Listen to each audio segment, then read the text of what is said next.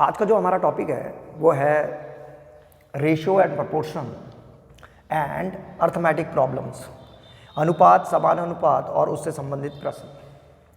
तो इसका पार्ट 1 है और इसका जो लेवल है वो 1 है। तो अनुपात से शुरू कर रहे हैं। हमारे पास दो मेथड होते हैं किन्हीं भी दो क्वांटिटीज़ को कंपेयर करने का। पहला है कंपैरिजन बाय सब्ट्रैक्शन मेथड और दूसरा है कंपैरिजन बाय डिवीजन मेथड। यानी कि अगर दो चीज़ों को हमें उनकी तुलना करनी है आपस में, तो एक तरीका होता है कि माइनस करके देखो, बड़ी में से छोटी संख्या को माइनस कर दो, देखो कि वो कितनी बड़ी है। दूसरा हम डिवाइड करके देख सकते हैं कि वो पहली संख्या दूसरी संख्या से कितनी गुनी ज़्यादा है। इसको और अच्छी तरह से समझने के लिए एक एग्जाम्पल को देखते हैं। मान लीजिए कि पिता की उम्र 35 ईयर्स है, 35 साल, और उसके लड़के की जो उम्र है वो 7 साल है, 7 ईयर्स।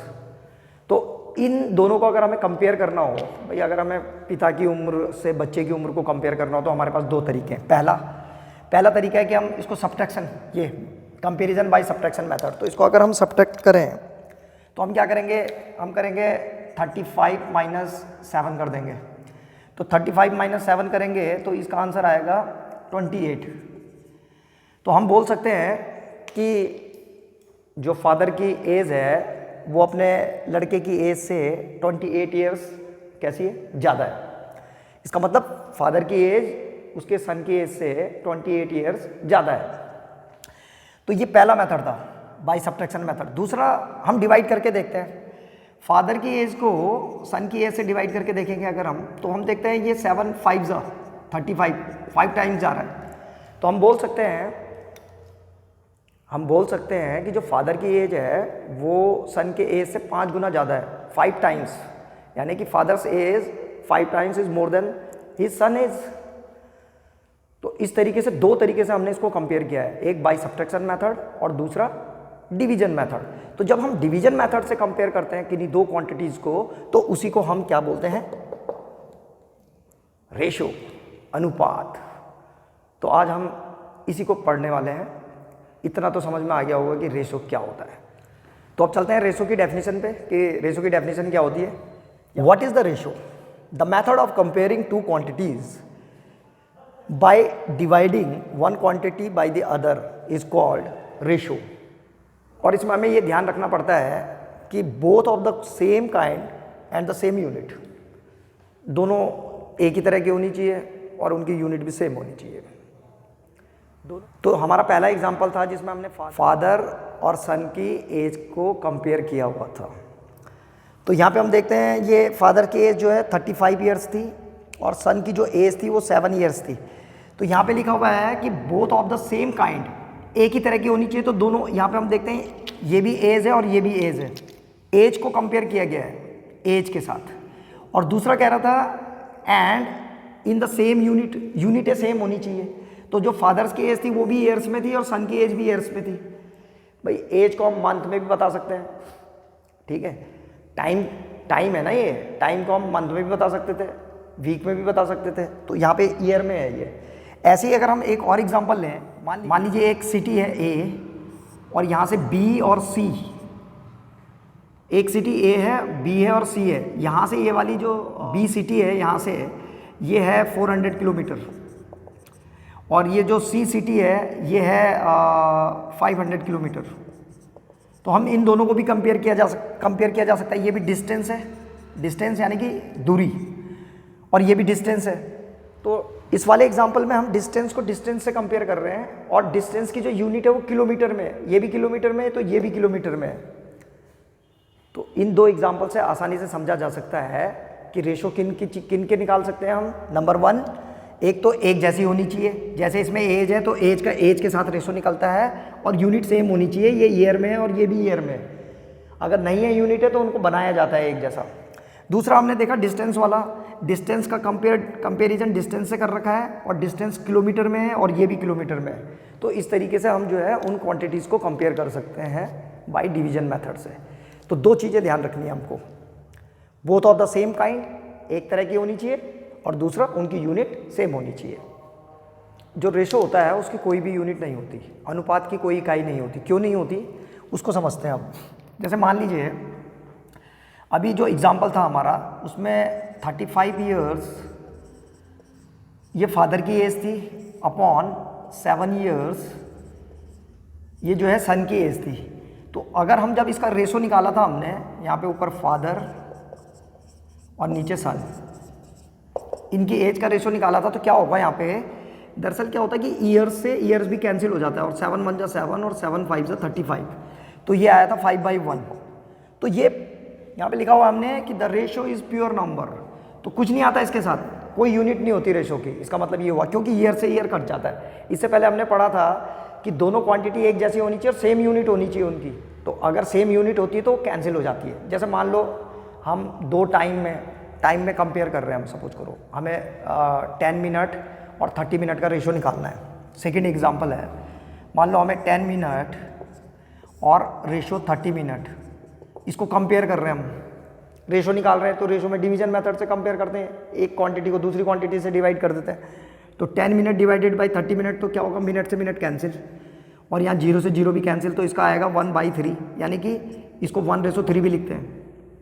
तो इस तरीके से हम कंपेयर कर सकते हैं इसको, रेशो की कोई यूनिट नहीं होती। एक और देख लेते हैं, मान लीजिए हम डिस्टेंस को कंपेयर कर रहे हैं, D1 है 500 किलोमीटर और D2 है 400 किलोमीटर। अब इन दोनों को कंपेयर कर रहे हैं, तो D1/D2 और इसको भी डिवाइड कर दिया, और यहाँ से इक्वल टू के साइन लगा हटा करके यहाँ पे लगा दिया मैंने। तो यहाँ पे क्या होगा, किलोमीटर से किलोमीटर कैंसिल, 2 0 से 2 0 कैंसिल, तो ये हो जाएगा D1/D2 इज इक्वल टू 5/4, यानी कि D1/D2 इज इक्वल टू 5/4। तो यहाँ पे भी हम देखते हैं D1 और D2 5/4 आ रखा है, इसकी कोई यूनिट नहीं लिखी हुई है हमने, तो अनुपात की कोई इकाई नहीं होती। इससे पहले हमने पढ़ा था कि हम दो उन्हीं चीज़ों को कंपेयर कर सकते हैं जो एक जैसी हों। यहाँ पे मैं किलोमीटर को जो है मिनट के साथ कंपेयर नहीं कर सकता, मैं ये नहीं बोल सकता कि 500 किलोमीटर और 10 मिनट का रेशो निकालो, निकलेगा ही नहीं, क्योंकि किलोमीटर अलग चीज़ है और मिनट एक चीज़ है। जब भी हम तुलना करते हैं चीज़ों की तो वो सेम होनी चाहिए, एक जैसी होनी चाहिए। आप डिस्टेंस को जो है आप टाइम के साथ कंपेयर नहीं कर सकते, या आप डिस्टेंस को एरिया के साथ कंपेयर नहीं कर सकते। एरिया को एरिया के साथ कंपेयर किया जा सकता है, डिस्टेंस को डिस्टेंस के साथ कंपेयर किया जा सकता है। जैसे मान लीजिए कोई फाइटर जेट है, तो फाइटर जेट की जो स्पीड होगी उसकी तुलना हम किसी फाइटर जेट की स्पीड से ही करेंगे। फाइटर जेट के स्पीड का कंपेरिजन हम किसी ट्रेन की लेंथ के साथ नहीं कर सकते कि भाई ट्रेन की लेंथ, और ट्रेन की स्पीड और फाइटर जेट की स्पीड की तुलना करी जा सकती है, पर फाइटर जेट की स्पीड को हम कंपेयर नहीं कर सकते ट्रेन की लेंथ के साथ, क्योंकि वो लेंथ है और वो स्पीड है। तो ये लेंथ और स्पीड का कोई कंपैरिजन नहीं है, स्पीड को स्पीड के साथ और लेंथ को लेंथ के साथ कंपेयर करेंगे। रेशो का सिंबल ये होता है, ये दो डॉट दिखाई दे रहे होंगे, तो ये दो डॉट से दिखाते हैं इसको बोलते हैं कॉलन मार्क, और इस तरीके से x/y, या इसको पढ़ते हैं x/y या x/y। इसके जो पहला वाला ये x होता है इसको बोलते हैं एंटीसीडेंट, हिंदी में बोलते हैं इसको पूर्व पद, और जो y होता है इसको बोलते हैं कॉन्सिक्वेंट, इसको बोलते हैं कॉन्सिक्वेंट, और हिंदी में बोलते हैं इसको परिणामी। तो हमारा जो शुरू का एग्जाम्पल था फादर सेज और सन सेज वाला, उस पर जरा एक बार फिर से जाते हैं। Father's age ratio son's age is equal to, father की एज थी 35 ईयर्स और सन की एज थी 7 ईयर्स।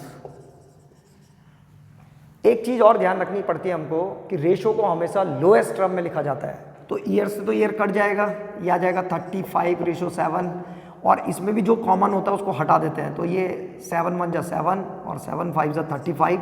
तो हम ये नहीं बोलेंगे हम कि फादर्स और सन्स की एज का जो रेशो है वो 35/7 है, नहीं, हम बोलेंगे वो रेशो जो फादर और सन की एज का है वो 5/1 है। तो लोएस्ट टर्म में होना चाहिए रेशो हमेशा।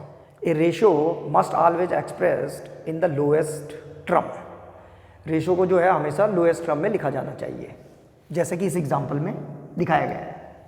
यहाँ पर कुछ एग्जाम्पल हैं, इनको हम सॉल्व करने वाले हैं। इनको अगर आप ध्यान से देखोगे तो बहुत कुछ समझ में आएगा। तो ये क्वेश्चन है कि express each of the following ratio in the simplest form, इनको जो है सिंपलेस्ट फॉर्म में कन्वर्ट करके लिखना है हमको। तो पहला क्वेश्चन है ये 4/6, तो 4/6 को हम ऐसे लिख सकते हैं 4/6, और इसमें देखो कि क्या कॉमन है उसको कैंसिल कर दो, तो 2 से कैंसिल हो रहा है, ये 2 2 जा 4, 2 3 जा 6, तो इसको लिखेंगे हम 2/3, और फिर से हम इसको रेशो में कन्वर्ट कर सकते हैं, 2/3 लिख देंगे।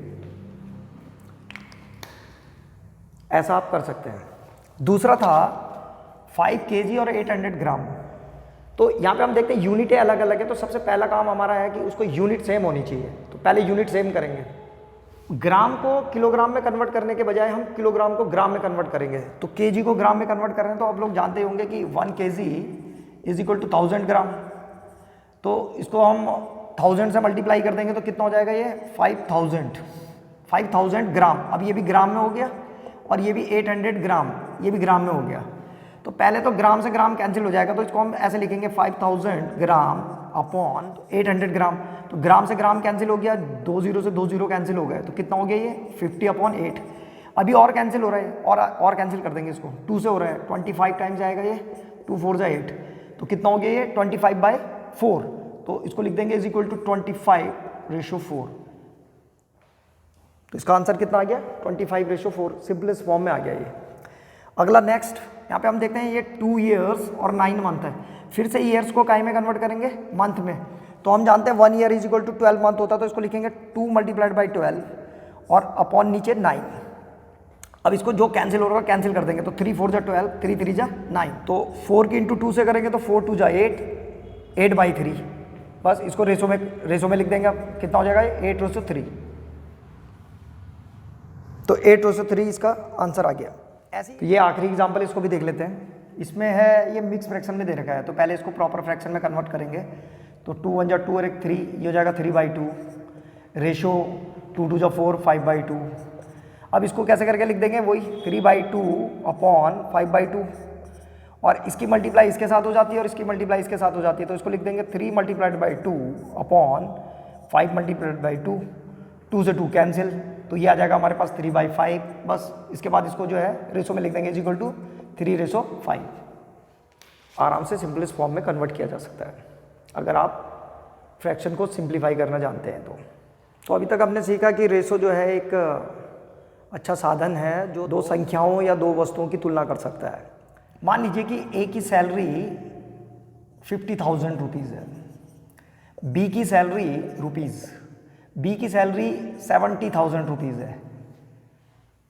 तो हम ए और बी की सैलरी को कंपेयर कर सकते हैं, रेशो की मदद से कर सकते हैं। मान लीजिए कि अब यहाँ पे एक सी है और सी की है 80,000, तो हम ए बी और सी तीनों को भी कंपेयर करके देख सकते हैं कि इनकी सैलरी का कंपैरिजन क्या है। तो A/B/C भी निकाला जा सकता है, जैसे A/B निकलता है वैसे A/B/C भी निकल सकता है। सिंपल कैसे, अगर हमें केवल A/B निकालना होता तो हम क्या करते, हम करते 50,000 डिवाइडेड बाय 70,000, और यहाँ पे 3 0 से 3 0 कैंसिल, 1 0 से 1 0 कैंसिल, ये आता 5/7, और इसको लिख देते हैं हम इज इक्वल टू 5/7।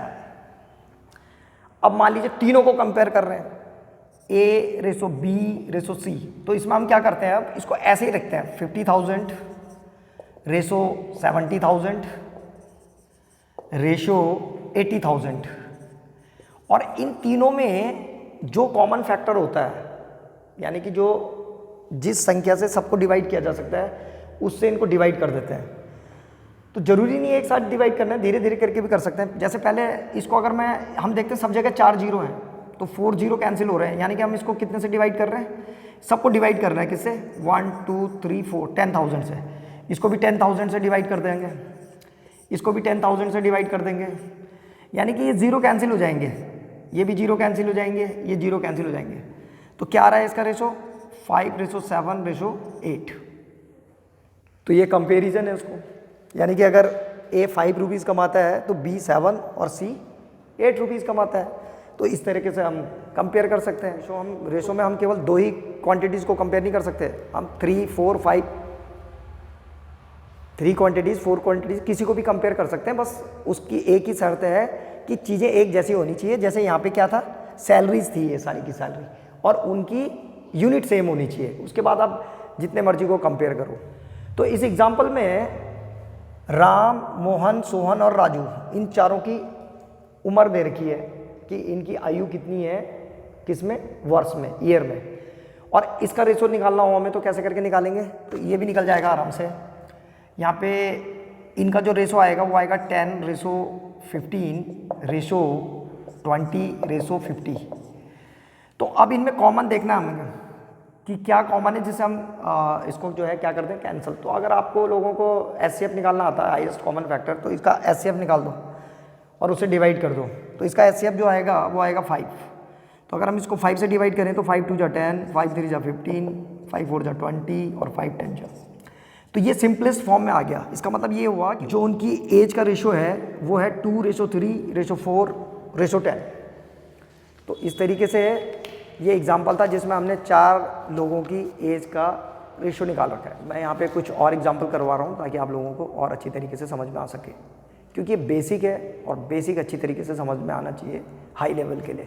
यहाँ पे पहले 2 एग्जाम्पल लिखे हुए हैं मैंने, इनको सिंपल फॉर्म में लिखना है। तो सिंपल फॉर्म में लिखने के लिए हम क्या करेंगे कि सबसे पहले यहाँ पे 2/3, 1/2 और 4/5 है। तो ये जो नीचे की नंबर है यानी कि डिनोमिनेटर, इनको ख़त्म करना है। तो इसके लिए हम क्या करेंगे, इसका एलसीएम लो।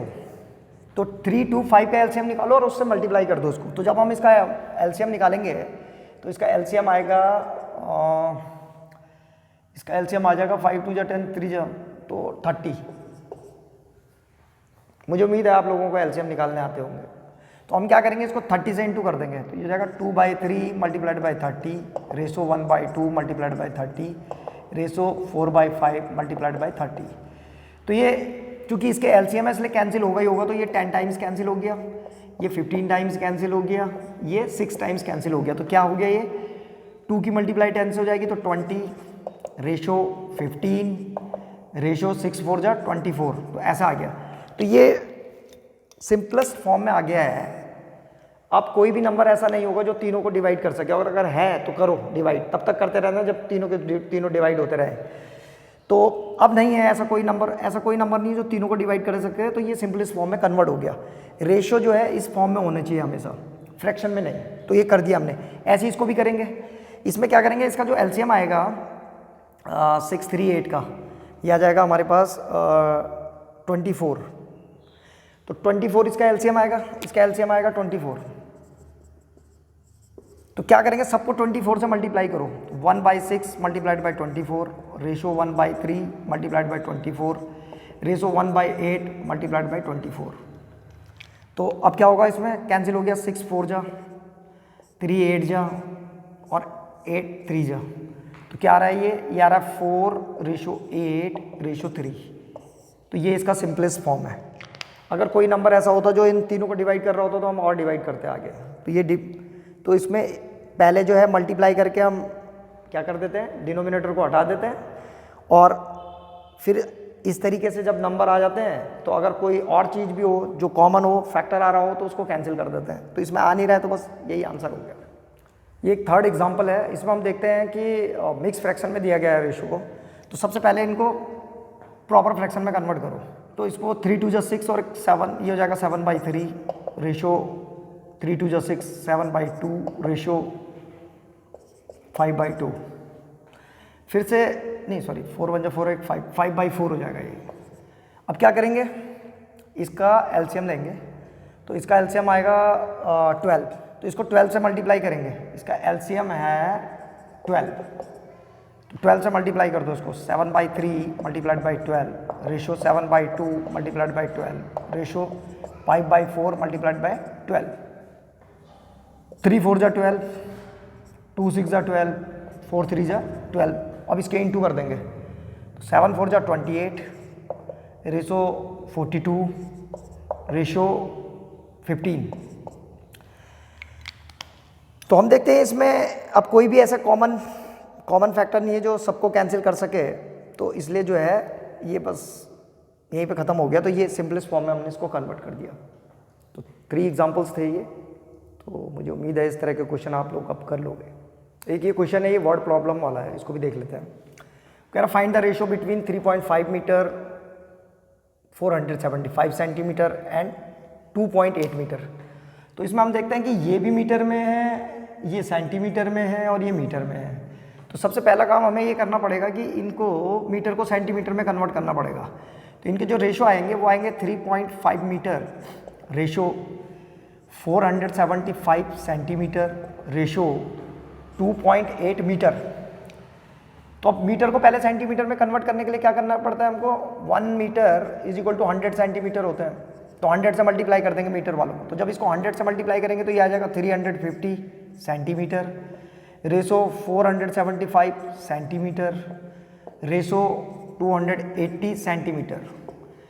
अब जितने भी सेंटीमीटर है कैंसिल हो जाएंगे, और अब इसको देखेंगे इसमें क्या कॉमन है उसको कैंसिल कर देंगे। तो सबसे पहले ये 5 से कैंसिल हो रहा है, तो 5 से कर देते हैं इसको। तो 5 7 जा 35 70, रेशो हो जाएगा 5 9 जा 45 और 5 5 जा 25, ये हो जाएगा हमारे पास 5 5 जा 25, 5 6 जा 30। तो इस तरीके से आ जाएगा ये। तो ये सिंपलेस्ट फॉर्म में आ गया है। तो रेशो के कुछ और क्वेश्चन कर रहे हैं हम। तो इसका जो पहला क्वेश्चन है वो है कि ₹120 is to be divided between Hari and Gopi in the ratio 5:3. How much does each get? 120 rupees को डिवाइड करना है हरी और गोपी के बीच में। टोटल है ₹120। किस रेशो में डिवाइड करना है हमको, तो रेशो है 5:3। और किस में डिवाइड करना है हमको, ये किसका रेशो है, हरी और गोपी का।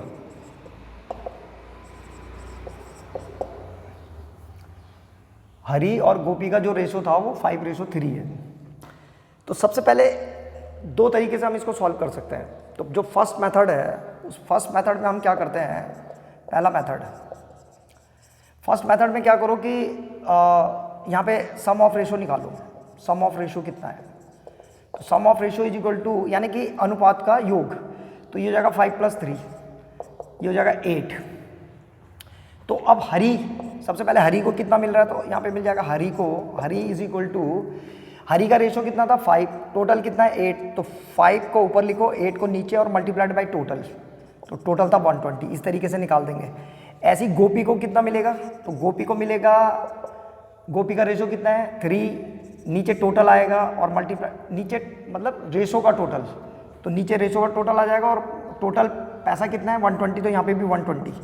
तो ये सेम ही होता है।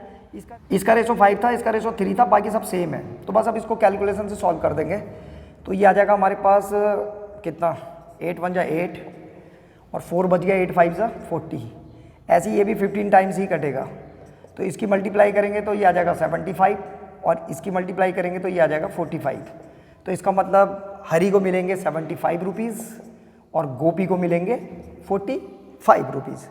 तो ये पहला मेथड है, एक तरीका ये। एक दूसरा मेथड भी है, तो दूसरे मेथड से भी करो। जैसे कि हमने पढ़ा है कि जो रेशो होता है वो कंपेयर करता है क्वांटिटी को। तो जब हम दो कंपेयर किया होगा क्वांटिटी को, तो जो कॉमन फैक्टर होता है वो कट जाता है, कैंसिल हो जाता है, सिंपलेस्ट फॉर्म में आ जाता है। तो ये जो हरी और गोपी का जो रेशो आ रहा है 5:3, इसमें से जो कॉमन फैक्टर रहा होगा वो कैंसिल हो गया होगा। तो हम मान लेते हैं इसमें ऐसे, इसको ऐसे करके करते हैं कि मान लीजिए हरी को मिल रहे हैं 5 और K। 5K हरी को मिला और गोपी को मिल गया 3K। ये कॉमन फैक्टर था जो कैंसिल हो गया K वाला, तो इसमें हम ले लेते हैं उसको। तो मान लीजिए हरी को 5K मिला और इसको 3K, तो इन दोनों का टोटल 120 के इक्वल होना चाहिए। तो इसका मतलब ये हुआ कि 5K + 3K is equal to 120।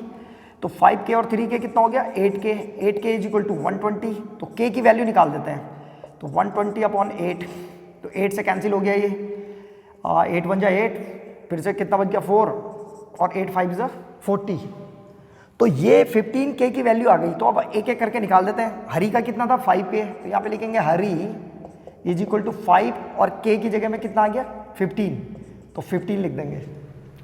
तो कितना हो जाएगा ये 75। तो हरी को मिल गया फिर से 75 रुपीज़। ऐसी गोपी का निकाल देंगे। गोपी का कितना हो गया, तो गोपी का था 3K, तो यहाँ पे लिखेंगे 3K, 3 × 15, तो 3 × 15 कितना हो जाएगा 45, तो 45। तो इस तरीके से दो मेथड है, जो पसंद आए उससे करो। हर क्वेश्चन को आप इन दोनों मेथड से कर सकते हैं इस तरह के। ये एक नेक्स्ट क्वेश्चन है, नेक्स्ट एग्जांपल है, ये बिल्कुल उसी की तरह है ये भी। इसमें 72 को डिवाइड करना है इस रेशो में। तो सबसे पहले हम क्या करेंगे कि इस रेशो को सिंपलेस्ट फॉर्म में लिखेंगे। तो मैं इसको सिंपलेस्ट फॉर्म में लिख रहा हूँ। तो सबसे पहले इसको, ये मिक्स फ्रैक्शन में है तो इसको लिख देंगे 2 2 जा 4 एक 5/2 रेशो 2 1 जा 2 एक 3/2। तो 3/2, तो हम देखते हैं दोनों के नीचे 2 आ रखा है, तो इसको सिंपलेस्ट रेशो में कन्वर्ट करने के लिए 2 से इंटू कर देंगे। तो 2 से इंटू कर देते हैं इसको सिंपलेस्ट रेशो में कन्वर्ट करने के लिए 2 से मल्टीप्लाई कर देंगे, क्योंकि दोनों के डिनोमिनेटर में 2 है। तो इसका हम एलसीएम भी लेंगे तो 2 ही आएगा, तो 2 से इंटू करो तो ये जाएगा 5 और यहाँ पे ये सिंपलेस्ट रेशो में कन्वर्ट हो गया 5:3। अब हम इसको दोनों तरीके से कर सकते हैं, फर्स्ट सेकंड मेथड से, तो मैं दोनों तरीके से करवा रहा हूँ, आप देखो ज़रा। तो सबसे पहले हम क्या करेंगे कि यहाँ पे लिखेंगे सम ऑफ रेशो। तो सम ऑफ रेशो कितना आ गया, तो 5 + 3 = 8। तो सबसे पहले हम इसको पहले पार्ट में तोड़, इसका जो फर्स्ट पार्ट आएगा, फर्स्ट पार्ट, तो फर्स्ट पार्ट = फर्स्ट पार्ट का रेशो है 5, टोटल रेशो है 8 और मल्टीप्लाइड बाई टोटल किसको करना है, 72 को डिवाइड करना था, तो ऐसे करके कर देंगे। 8 9 जा 9 टाइम्स कट गया, 9 5 जा 45, तो 45 आ गया। अब हम 45 में से 72 को माइनस करके दूसरा पार्ट भी निकाल सकते हैं, ऐसे करके भी निकाल सकते हैं या फिर हम ऐसे करके भी निकाल सकते थे। सेकंड पार्ट जो आएगा इसका, वो आएगा, इसका रेशो कितना था सेकंड पार्ट का, 3, तो 3 टोटल रेशो 8 मल्टीप्लाइड बाई 72, फिर से 8 9 जा और 9 3 जा 27, इस तरीके से हो गया। तो इसको सेकंड मेथड से भी कर रहे हैं। तो 5:3 में डिवाइड करना है इसको, तो पहले पार्ट को ले लेते हैं 5 के और दूसरे पार्ट को ले लेते हैं 3 के, और इनका टोटल कितना आना चाहिए, 72। तो बस ये फर्स्ट पार्ट है, ये सेकंड पार्ट है, ये फर्स्ट और ये वाला सेकंड। तो 5 के और 3 के कितना हो गया, 8 के, 8 के = 72, तो k = 72/8, 8 9 जा, तो k आ गया हमारे पास 9। बस अब एक एक करके निकाल देते हैं। फर्स्ट पार्ट, तो फर्स्ट पार्ट = कितना था, फर्स्ट पार्ट 5 के, तो 5 × k, 5 के था ना फर्स्ट पार्ट, तो 5 × k की जगह में 9 है, तो 5 × 9, तो ये आ जाएगा हमारे पास 45। इसी तरीके से सेकंड पार्ट, तो सेकंड पार्ट कितना है, सेकंड पार्ट है हमारे पास 3 के, तो यहाँ पे लिखेंगे हम 3 और k की जगह में 9, तो 9 3 जा 27, k की जगह में 9 रखना था बस। तो इस तरह से दो पार्ट्स में डिवाइड कर दिया हमने, और दो पार्ट्स हैं 45 और 27। तो ये हमारा नेक्स्ट क्वेश्चन है, divide 81 into 3 parts in the ratio 2:3:4। 81 को हमें 3 पार्ट्स में डिवाइड करना है, 2:3:4 में। तो इसको करने के लिए वैसे ही ये बस अभी जो हमने पहले के जो एग्जांपल किए थे उसमें 2 पार्ट्स में डिवाइड करना पड़ रहा था, अब 3 पार्ट्स में डिवाइड करना पड़ रहा है। तो इसको बिल्कुल सेम वैसे ही करना है, इसको भी हम दोनों मेथड से करेंगे। तो पहला मेथड है जिसमें हम सम ऑफ रेशो निकालते हैं, तो इसमें भी सबसे पहले सम ऑफ रेशो, तो सम ऑफ रेशो = हो जाएगा हमारे पास 2 + 3 + 4, तो ये हो जाएगा हमारे पास 2 + 3 5 + 4 9। फर्स्ट पार्ट = हो जाएगा, पहले पार्ट का जो रेशो है वो है 2, तो यहाँ पे लिखेंगे 2 डिवाइड में आ जाएगा टोटल, रेशो का टोटल कितना था 9, और किसको डिवाइड करना है हमको 81 को, तो मल्टीप्लाइड बाई 81।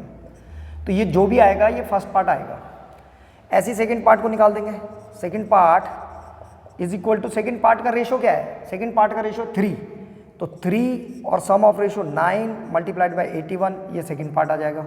ऐसे ही थर्ड पार्ट निकाल देंगे। थर्ड पार्ट कितना हो जाएगा, थर्ड पार्ट का रेशो कितना है 4, तो 4/9 ये टोटल रेशो का टोटल है, और मल्टीप्लाइड बाई जिसको डिवाइड करना है, जिसको डिवाइड करना है वो 81 है। बस अब इसको थोड़ा सॉल्व कर देंगे। इसको हम देखते हैं, ये 9 9 जा, तो 9 2 जा कितना हो गया 18, तो पहला पार्ट आ गया 18। ऐसे ही ये 9 से कैंसिल होगा, तो 9 3 जा 27, 27 दूसरा पार्ट आ गया। 9 से कैंसिल हो गया, 9 4 जा 36। तो फर्स्ट सेकंड थर्ड पार्ट आ चुके हैं। बहुत सिंपल है पहला मेथड, और दूसरा मेथड तो इससे भी और भी ज़्यादा सिंपल है और सबसे बेस्ट मेथड है ये। तो दूसरे मेथड से भी कर रहे हैं।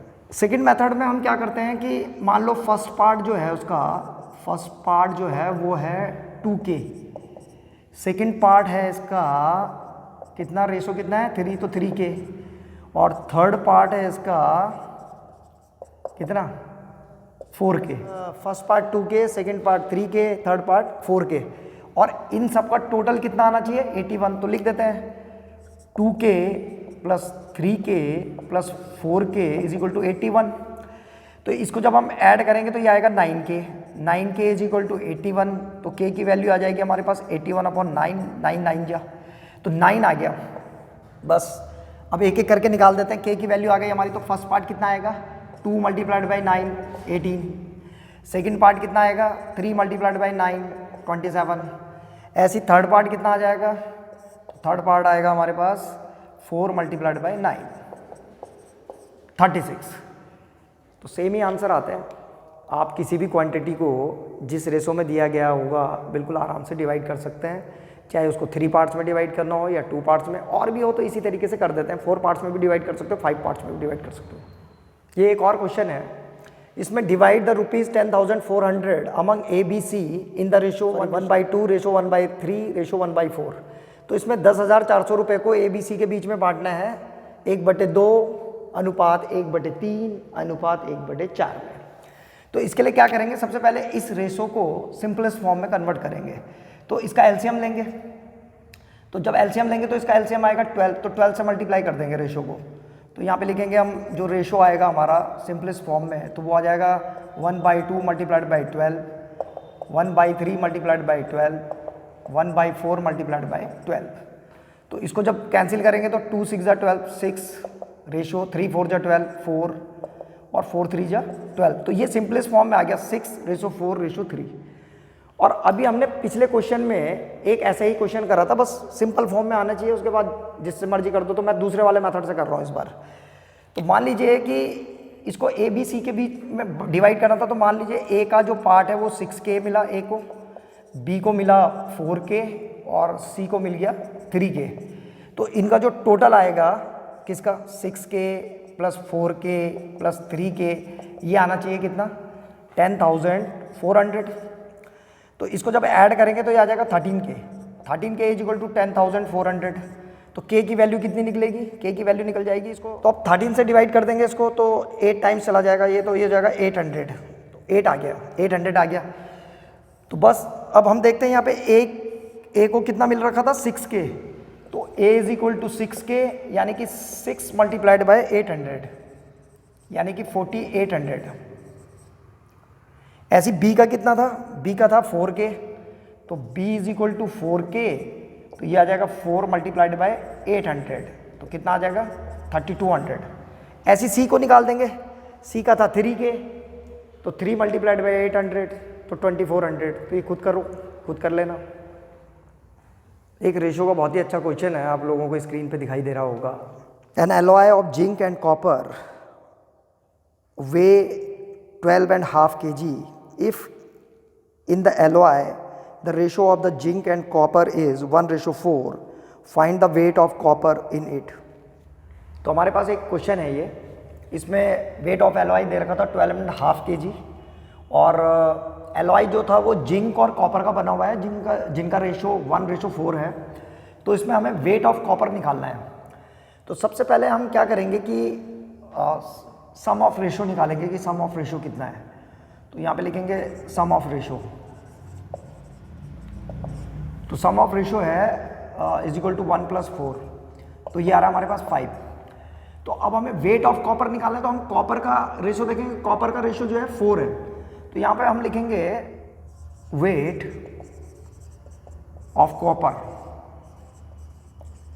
तो weight of copper is equal to, सबसे पहले हम देखेंगे कॉपर का रेशो कितना है। तो कॉपर का रेशो है 4, तो यहाँ पे लिखेंगे 4। टोटल रेशो कितना है 5, तो यहाँ पे लिख देंगे 5 मल्टीप्लाइड बाय टोटल वेट कितना है। तो जो टोटल वेट था एलॉय का वो 12.5 था। तो इसको अगर हम ये मिक्स फ्रैक्शन में है तो इसको सिंपल करके लिखेंगे तो ये हो जाएगा 12 × 2 = 24, 25/2 kg। तो यहाँ पे हम जो है इसको 25/2 लिख देंगे, यहाँ पे 25/2 लिख दिया। अब इसको सॉल्व कर देते हैं। तो सॉल्व करने के लिए यहाँ 2 × 2 = 4 और 5 × 5 = 25 और 5 × 2 = 10, तो 10 kg। तो इसका मतलब ये हुआ कि जो वेट है कॉपर का वो 10 kg है। इसको हम दूसरे वाले मेथड से भी कर सकते हैं। दूसरे वाले मेथड से करने के लिए हमें क्या करना पड़ेगा, उसके लिए हम क्या करेंगे कि मान लो कि जो जिंक है वो तो है K और जो कॉपर है वो हो गया 4K, तो प्लस 4K और इज इक्वल टू ये जो टोटल है ये 25/2 आ जाएगा। तो 4K प्लस K कितना हो गया 5K, तो 5K इज इक्वल टू 25/2। तो K की वैल्यू निकालेंगे पहले, तो ये हो जाएगा 25/2 और ये 5 × में तो यहाँ डिवाइड में चला जाएगा ऐसे करके 2 के साथ। तो 5 × 5 = 25, तो K की वैल्यू आ गई, K इज इक्वल टू 5/2। तो हमें किसका निकालना था, केवल हमें निकालना है कॉपर का। तो कॉपर कितना है 4K, तो 4 से यहाँ पे लिखेंगे कॉपर के लिए 4K, कॉपर चाहिए ना हमको, तो copper is equal to 4K और इज इक्वल टू 4K की वैल्यू कितनी आ रही है 5/2, यहाँ पे लिखेंगे 5/2, तो 2 से 2 कैंसिल हो गया, 2 2 जा 4, 5 2 जा 10 kg। तो ये जो दूसरा मेथड था सेकंड मेथड, इसमें थोड़ा टाइम लगता है, तो देखना चाहिए कि कौन से क्वेश्चन को हमें किस मेथड से करना चाहिए। तो मेरे हिसाब से जो पहला वाला मेथड था वो ज़्यादा बेस्ट था इसके लिए। अब हम जिस क्वेश्चन को करने वाले हैं वो काफ़ी इंपॉर्टेंट है, और क्वेश्चन है हाउ विल रुपीज़ 31500 यानी कि 31,500 be shared between A, B and C if A gets double of what B gets and B gets the double of what C gets. बहुत ही अच्छा क्वेश्चन है, तो देखते हैं इसको कैसे करना है हमको। तो इस क्वेश्चन में हमको रुपीज़ 31500 को A और B, A B C में डिवाइड करना है, और इसको इस तरीके से डिवाइड करना है कि A gets the double of what B gets. A को जो है B से डबल मिलना चाहिए, B का दुगना, जितना B को मिलेगा उसका दुगना जो है A को मिलना चाहिए, और B gets the double of what C gets. तो C को जितना मिला है उसका जस्ट डबल जो है B को मिला है। तो इस क्वेश्चन में हमें ये निकालना है कि A, B, C को कितना कितना पैसा मिलेगा, कितने कितने रुपीज़ उनको डिस्ट्रीब्यूट करेंगे हम। तो इसकी शुरुआत हम करेंगे यहाँ से। सबसे पहले मान लो कि C को कुछ मिल गया, तो C को जो है X रुपीज़ मिले या K रुपीज़ मिले, तो K से स्टार्ट करते हैं। तो व्हाट C गेट्स, तो मान लो C को मिला K रुपीज़, तो B को उसका जस्ट डबल मिलना चाहिए, तो इसका मतलब B को कितना मिलेगा 2K, और A को B का डबल मिलना चाहिए, तो A को कितना मिलेगा B का डबल, B को 2K मिला हुआ है तो A को इसका डबल मिलना चाहिए, तो 4K। तो हमने K के टर्म्स में A B C को कितना पैसा मिल रहा है वो निकाल दिया। तो C को मिल रहा है K, B को उसका डबल मिल रहा था तो 2K, A को B का डबल मिल रहा तो 4K। अब ये क्वेश्चन बहुत आसान हो गया, अब हम इसको रेशो में कन्वर्ट कर देंगे। तो सबसे पहले हम निकालेंगे कि A ratio B ratio C क्या है, तो यहाँ पे निकाल रहा हूँ मैं A ratio B ratio C। तो A है 4K, B है 2K और C है K। तो इसको अगर सिंपल रेशो में कन्वर्ट करेंगे हम तो K से K कैंसिल हो जाएगा, तो A B और C का रेशो आ जाएगा, A B C का रेशो आएगा 4:2:1। अब यहाँ पे से हमारे पे फिर से दो मेथड हैं, और दोनों मेथडों में से कोई सा भी मेथड यूज करके हम आराम से इस क्वेश्चन को सॉल्व कर सकते हैं। तो मैं जो सेकंड मेथड था हमारा जिसमें हम K लेके करते थे उससे कर रहा हूँ। हमें 3150 को डिवाइड करना था इन सब में, तो ये इनके शेयर आ रखे हैं, A को मिला है 4K, B को मिला है 2K, C को मिला है K। तो इन सब का जो टोटल है वो 3150 आना चाहिए। तो इसका मतलब ये हो गया कि A plus B plus C is equal to 3150। नहीं, A को मिल रखा है 4K, B को मिल रखा है 2K और C को मिल रखा है K इज इक्वल टू 3150। तो K की वैल्यू निकाल देंगे पहले। तो 4, 5, 6 और 7K इज इक्वल टू 3150। तो ये K इज इक्वल टू कितना हो जाएगा, 7 से कैंसिल हो रहा है, 7 से कैंसिल हो जाएगा, K की वैल्यू आ जाएगी। तो ये हो जाएगा 450 जो है K की वैल्यू आ गई। इसका मतलब C को कितना मिला है, तो C को K मिल रखा है तो 450। B को कितना मिल रखा था 2K, तो 2 मल्टीप्लाइड बाई 450, तो जितना आएगा आंसर आ जाएगा, तो ये 900 आ गया। ऐसे ही 4 मल्टीप्लाइड बाई 450, तो ये आ जाएगा 1800। तो इस तरीके से तीनों का शेयर आ गया। किसको कितना मिला, A को मिला 1800, B को मिला 900 और C को मिला 450। अब हमारे पास जो नेक्स्ट टॉपिक है वो है कंपेयरिंग द रेशो। इसमें हम दो रेशो को तुलना करते हैं उनकी, और ये बताते हैं कि कौन सा बड़ा है और कौन सा छोटा रेशो है। तो इसको एग्जाम्पल्स की मदद से देख रहे हैं। तो यहाँ पे एक एग्जाम्पल लिखा हुआ है कि विच रेशो इज़ ग्रेटर, इन दोनों में बताना हमें कि कौन सा बड़ा है। तो इसके लिए क्या करो कि दो मेथड है इस रेशो पता लगाने के लिए। पहला ये है कि इसका जो डिनोमिनेटर है उसको सेम कर दो। तो डिनोमिनेटर को सेम करने के लिए एलसीएम लेना पड़ता है।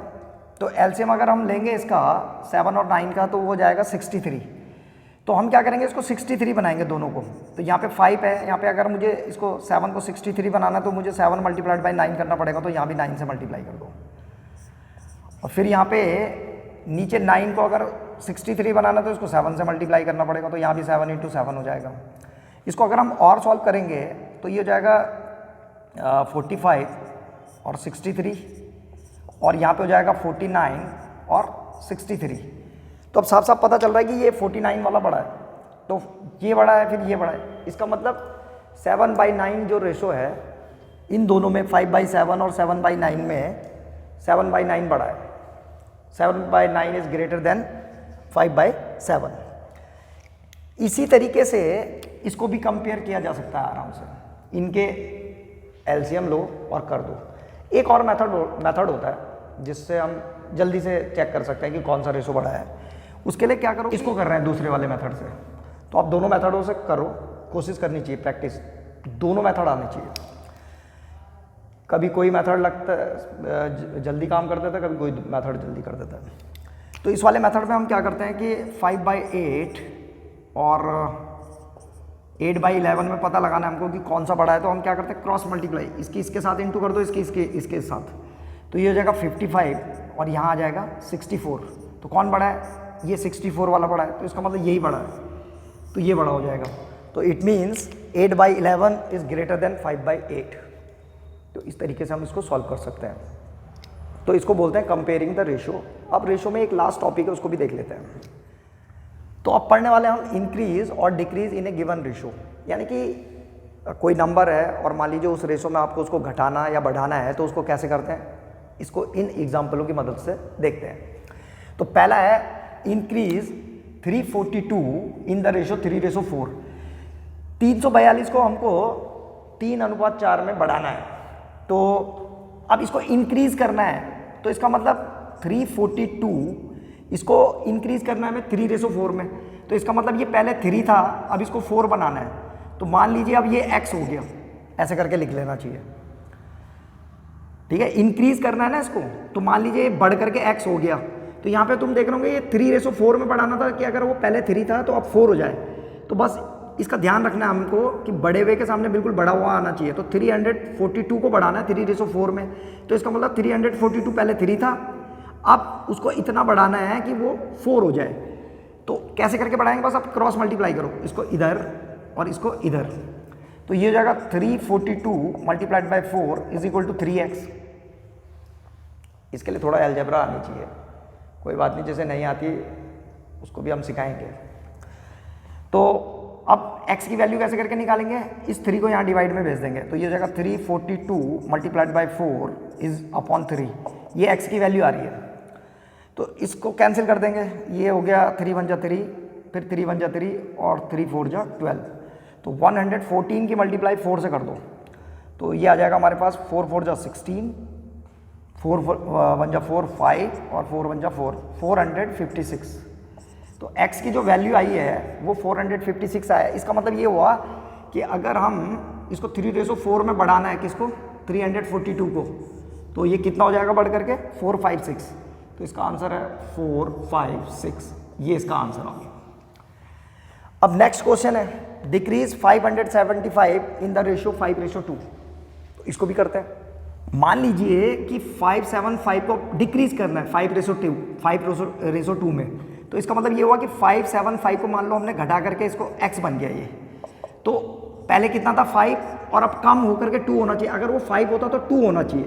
तो इस समय ये 575 है, तो मान लीजिए वो x हो गया, तो इनका रेशो सेम आ रहा है।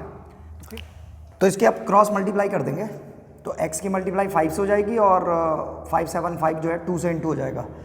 तो 575 multiplied by 2 is equal to 5x। उसके बाद 5 को इधर भेज देंगे, डिवाइड में चला जाएगा ये, तो ये जाएगा 575 मल्टीप्लाइड बाई 2 डिवाइडेड बाई 5। ये x की वैल्यू आ रही है, बस इसको सॉल्व कर देंगे।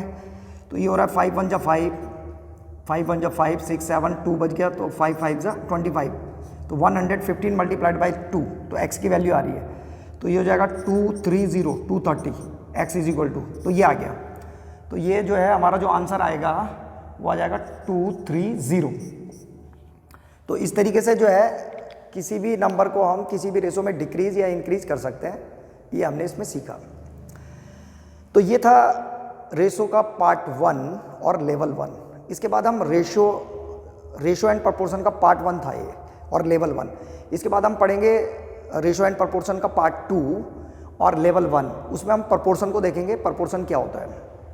इस वाले पार्ट में हमने जो बिल्कुल बेसिक था रेशो का उसको सीखा। अगर आपको रेशो के क्वेश्चन करने हैं तो ये सब चीज़ें आनी चाहिए जो इसमें हमने सीखा है।